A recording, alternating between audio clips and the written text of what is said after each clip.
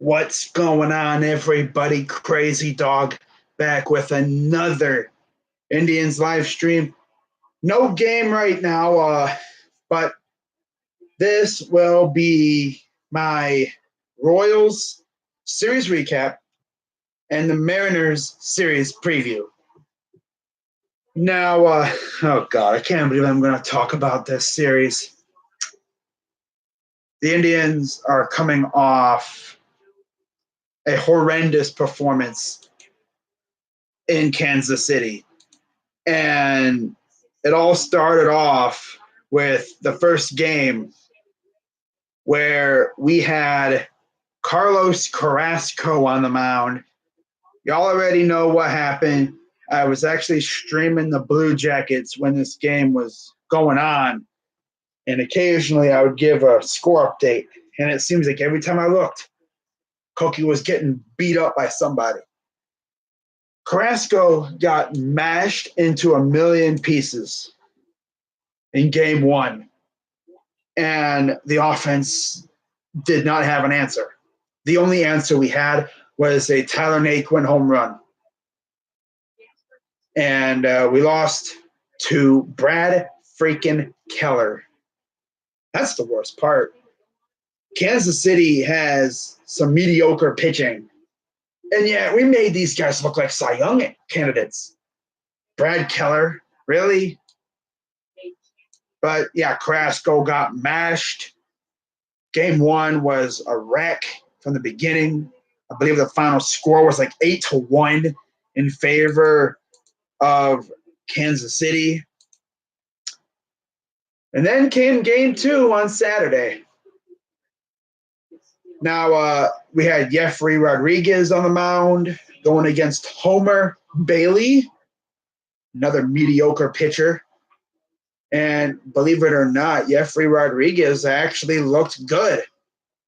In fact, he played good enough to win. If our offense had shown up, he would have won the game.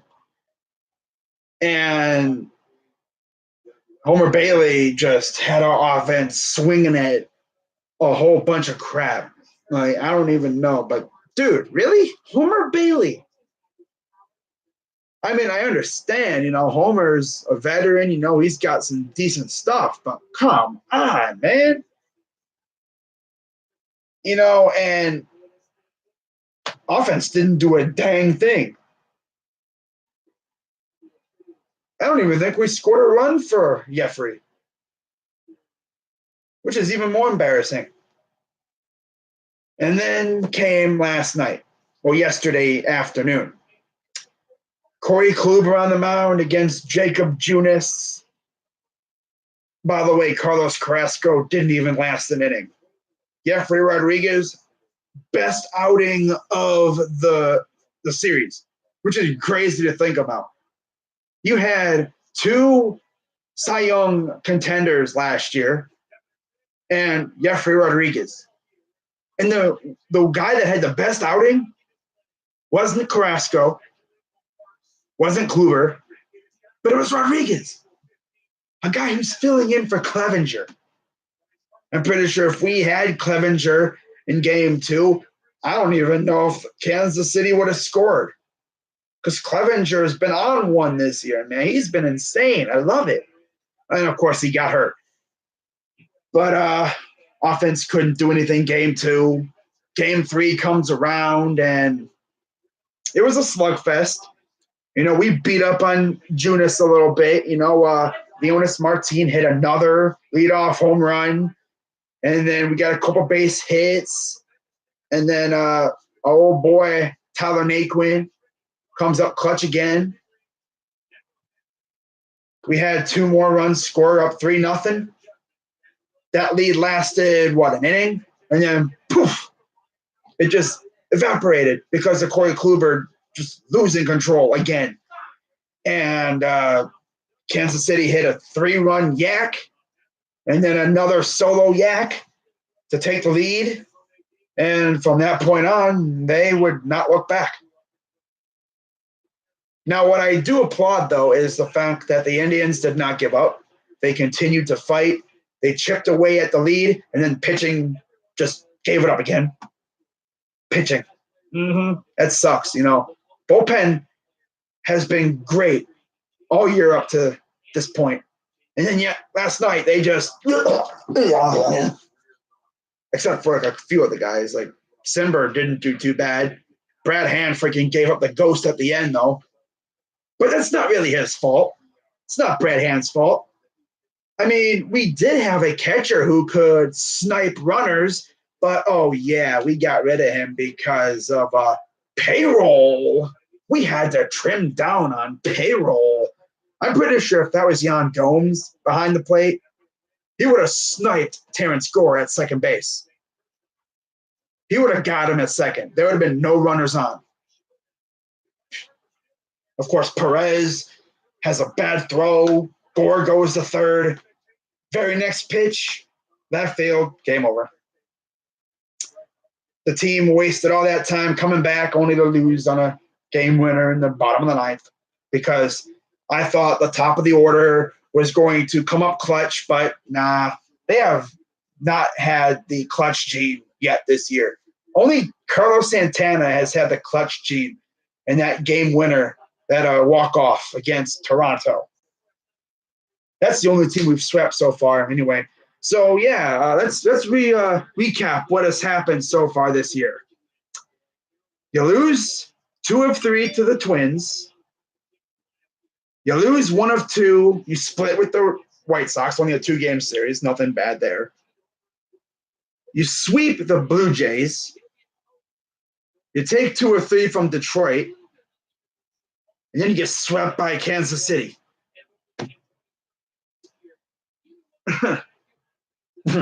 And you know who we're facing tonight?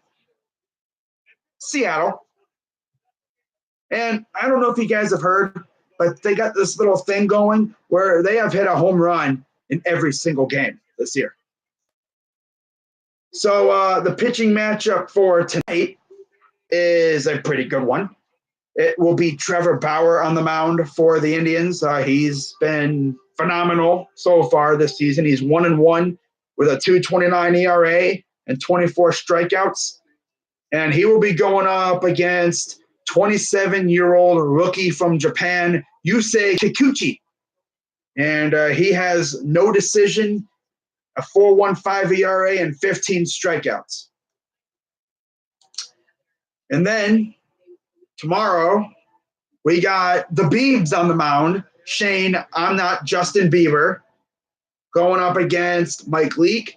Bieber, of course, is 1-0 with a 1.80 ERA and 17 Ks. Mike Leake is 2-0 with a 4.15 ERA and 17 strikeouts. And then finally, on Wednesday, the last day of the series, at 6:40 p.m. By the way, the first 2 games of the series are at 10 o'clock tonight, or 10 o'clock at night. Carrasco will go up against Eric Swanson. Carrasco's had a horrendous start to his season. He's 1-2 with a 12.60 ERA and 17 strikeouts. Eric Swanson has no decision, 9.0 ERA, and 4 strikeouts. I hope we can win a freaking game in this series. God, bro. So, not really much else to talk about regarding that. Now, looking to the rest of the month, it ain't going to get any easier because after we're done in Seattle, we head home, thank God, to face the Braves. And they're pretty good. They got some young studs on their squad. They got a cat by the name of Ronald Acuna Jr. He's pretty good. They have Ozzy Albies as well. And then, off day, we have a 2-game series at home against the Marlins. And then pretty much draft weekend, you might as well say, we have the Astros in Houston.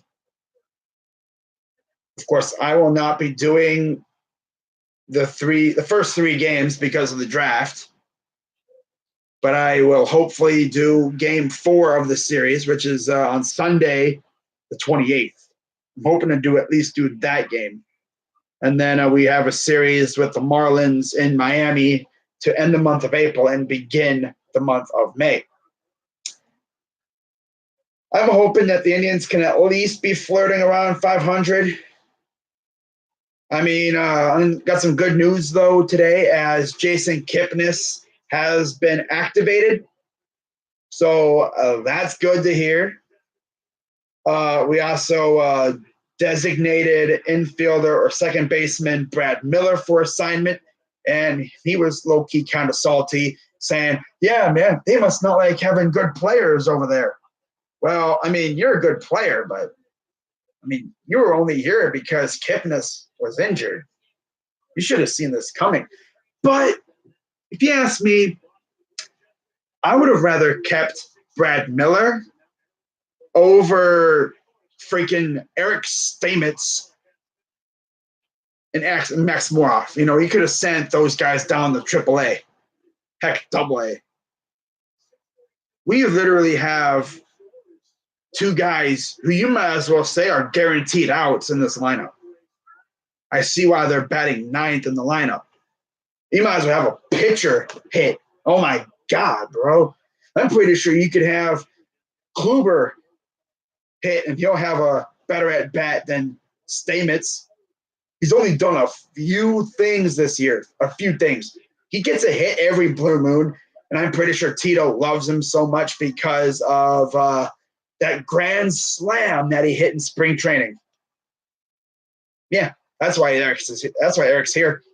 If he didn't do that, he probably would have been sent down to AAA. But of course, you know, if Lindor didn't get hurt, we wouldn't have had to worry about it. I don't know. I just hope we can compete in these 3 games. I've actually been thinking about doing one of these 10 o'clock night games. But I don't know. Not for this team. Not with the way this team's looking. I'm not going to stay up till 1 o'clock streaming for a team that's mediocre like this right now. Am I still going to watch? Yeah, but I'm not streaming it. Probably going to tweet about it occasionally as well. But, yeah, that's going to wrap up this recap and preview. Of course, I'll have another one of these babies after this series is over, recapping the Mariners series and then previewing the Braves series. That should be a fun one at home, too. So it's going to be fun. Season's underway. Indians have been mediocre, I guess you could say. The offense has been mediocre. The pitching, for the most part, has been borderline elite. I mean, Shane Bieber, elite. Trevor Bauer, elite. Mike Clevenger, pre-injury, elite. Kluber and Carrasco, something is severely wrong with them. Of course, you know, if you look at Kluber pitch, his velocity has gone down every year. That could be a result of the injuries that he's gone through and wear and tear. I mean, the dude's pitched a lot of innings. He's thrown a lot of pitches these last couple of years. It could just be him wearing down. Honestly, if I was the Indians, I would have traded him. But now we're stuck with him. But hopefully he can get out of this and he can revert back to Cy Young Kluber, because if we can get Cy Kluber back, this team's going to be very good. Carrasco, he just needs to snap out of it, whatever the crap he's going through. Oh, my God. Maybe it's just the fact that, you know, these lineups are just keying in on these guys and his stuff isn't really deceiving anybody. I haven't really seen that Kluber knockout pitch, the one that he just throws in. It's an automatic strikeout every time he throws it. I haven't really seen that. I mean, it is still early. I mean, remember a few years ago, Kluber actually got hurt. He struggled early in the season, came back, and won a Cy Young later that year. It's only the start of the season. Maybe he needs to get a groove going. Although, looking at what has happened his first few starts, the offense really hasn't helped him much either. Maybe the offense needs to help him out, score 20 runs to help, just to show him that they care about him. I don't know. I don't know what's going on, but hopefully we can at least win one game against the Mariners. But yeah, I'm not doing the 10 o'clock starts. I most likely will live stream the 6 o'clock, the 6:40 start, even though Carrasco's pitching. I don't know. We'll see if I even do any of these games, to be honest. But I'll see you guys, if not tonight, because I might change my mind and do the game tonight. I mean, I love watching Bauer pitch. If I don't do the game tonight, I'll see you guys tomorrow. I'm actually thinking about doing a doubleheader tomorrow, too. You know what? I'm probably going to wind up doing the games tonight and tomorrow. I might just say screw the Carrasco outing because I love watching Bieber and Bauer pitch. They're just insane. So I might just stream those two games tonight, have a little fun, a little crazy dog after dark action, and then just say screw the Carrasco outing. Why not? So that's going to wrap it up. I'm Crazy Dog 99, and I'm probably going to see you guys tonight. I know I said I wasn't going to do the game tonight, but I probably will. What's going on, Nick? The Tribe and Mariners. Oh, really? Wow. Well, I'm trying to think if I should do the game tonight because this team has been highly mediocre. But you know what? I'm a nut, so I'm going to do it. Why not? I have nothing better to do, really, tonight. Might as well. This way we can watch Trevor Bauer hopefully pitch a masterpiece. Jason Kipnis is back. See what this offense can do. So I'll be live later tonight. Hope you guys tune in and we can have some fun. A little late night action. That should be fun. But yeah, I'll see you guys later tonight. I'm Crazy Dog. Let's go Tribe, and I'm out. Peace.